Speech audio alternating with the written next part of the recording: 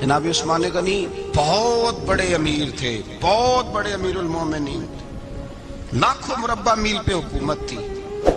چند سو آدمیوں نے آ کے گھیر لیا عثمان غنی کے گھر کو، اور کربلا میں تو 3 دن پانی بند رہا ہے، حضرت عثمان غنی پہ 40 دن پانی بند رہا ہے، 40 دن۔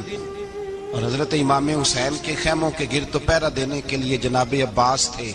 اور میں تاریخ کے سارے معتبر حوالے عرض کر سکتا ہوں کہ جب حضرت عثمان غنی کو خطرہ ہوا تو مولا علی شیر خدا نے امام حسن اور حسین کو تلواریں پکڑائیں اور فرمایا دروازے کے آگے کھڑے ہو جاؤ، کوئی بدبخت تمہارے خالو عثمان غنی کے دروازے تک جانے نہ پائے۔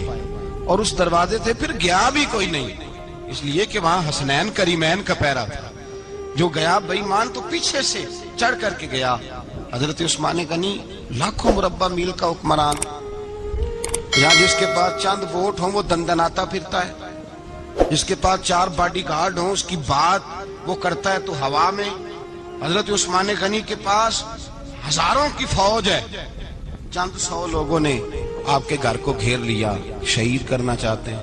جناب عثمان غنی رضی اللہ تعالیٰ عنہ کے پاس حضرت علی رضی اللہ تعالیٰ عنہ، کئی اور لوگ گئے۔ کہا عثمان 3 باتیں ہیں، یا تو ہمیں اجازت دو، یا تو تم تھوڑی دیر کے لیے خلافت چھوڑ دو، حکومت چھوڑ دو، چند دنوں کے لیے کسی اور کو امیر بناؤ۔ جناب عثمان کہنے لگے مجھے تو حکومتوں سے دلچسپی نہیں، لیکن میں چھوڑ نہیں سکتا، اس لیے کہ میرے مصطفیٰ کریم علیہ السلام نے مجھے فرمایا تھا عثمان اللہ تجھے قمیض پہنائے گا، لوگ اتارنا چاہیں گے پر تم اتارنا نہ۔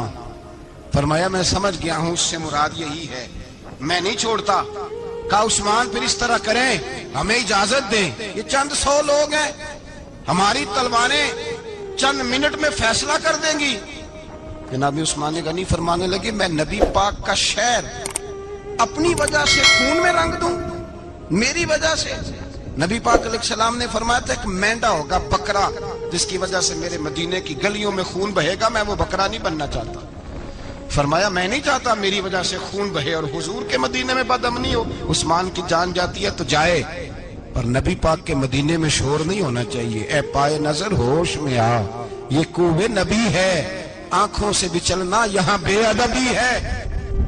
تو کہا عثمان پھر اس طرح کرو، کچھ دنوں کے لیے مکے چلے جاؤ۔ میری بات کی سمجھ آ رہی؟ کچھ دنوں کے لیے مکے چلے جاؤ۔ تو جناب عثمان نے داڑھی پکڑ لی، کہنے لگے دیکھ رہے ہو ساری سفید ہو گئی ہے، میں نبی پاک کا شہر چھوڑ کے نہیں جانا چاہتا، میں رسول اللہ کے مدینے میں مرنا چاہتا ہوں، میں نہیں چھوڑوں گا حضور کا شہر۔ یہ انداز ہے جناب عثمان غنی۔ بڑا ستایا گیا حضرت عثمان غنی کو، پراپوگنڈے کیے گئے، آپ کے خلاف مہم چلی، عبداللہ ابن سبا نے بڑی مہم جوئی کی آپ کے خلاف، یہودیوں نے مسلمانوں کا روپ دھار کر بڑا آپ کو ستایا، تکلیفیں دی۔ جی آپ اپنے رشتہ داروں کو بڑا دیتے ہیں، فرمایا کرتے تھے جیب سے دیتا ہوں، مال خزانہ سے نہیں دیتا۔ حضرت عثمان غنی رضی اللہ تعالیٰ عنہ کو بڑا ستایا گیا۔